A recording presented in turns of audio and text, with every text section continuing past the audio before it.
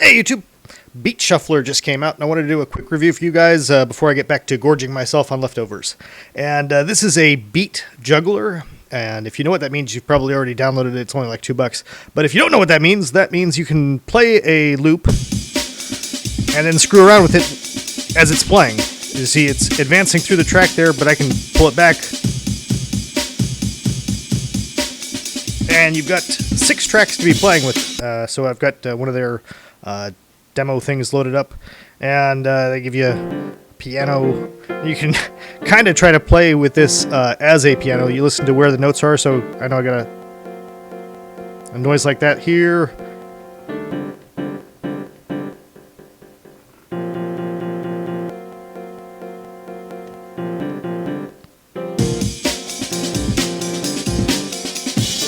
That's kind of fun. It only comes with 14 of their own loops. And you will encounter this problem, which is there doesn't seem to be a way to turn off the loop. I checked the help, but there does not seem to be a way to get it to stop doing that. So I just switched to shot to get it to clear off and then switch back to loop.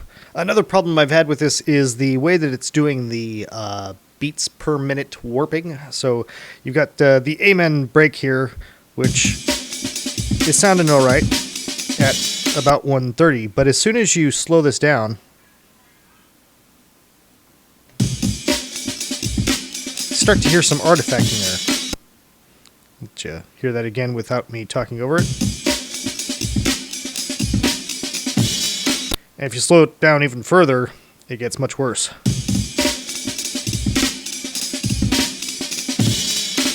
So that's a little unfortunate. You heard how crunchy that got. That's some really bad artifacting there. But even in the best of times, you can encounter some kind of gating effects.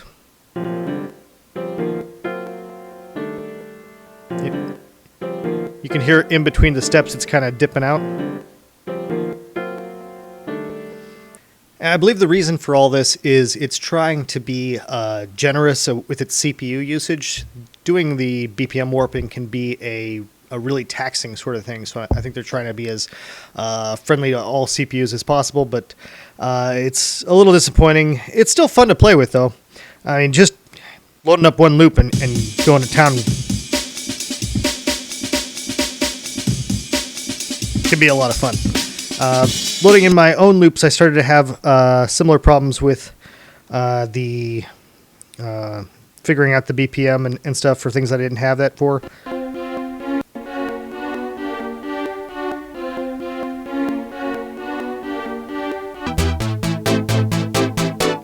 And others seem to be working out pretty well.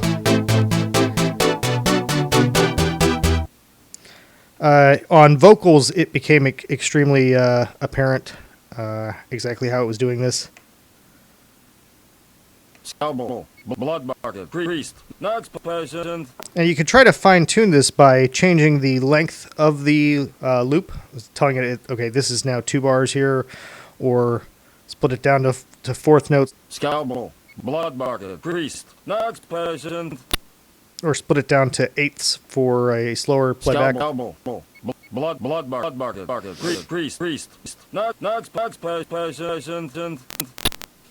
One thing I think I should note is that if you are going to be swapping in between this app and any other app, you want to make sure you're getting in here and saving, because if you do not, if you leave this app and go anywhere else, you're going to lose everything that you've got here.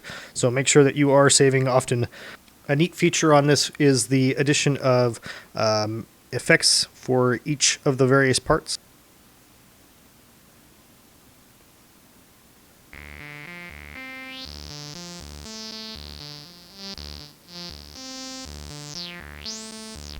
And it's nice to be able to play with the effects in real time, but the slider here is really, really sensitive. Like, it thinks I'm trying to slide back and forth, but I thought I grabbed onto that little green thing.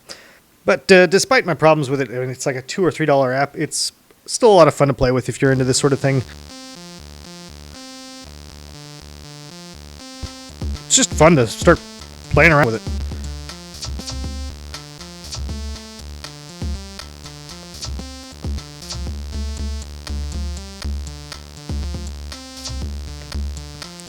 And if you hit that arrow thing up here, you get a nice bigger view with bigger, well, slightly bigger buttons to be pressing.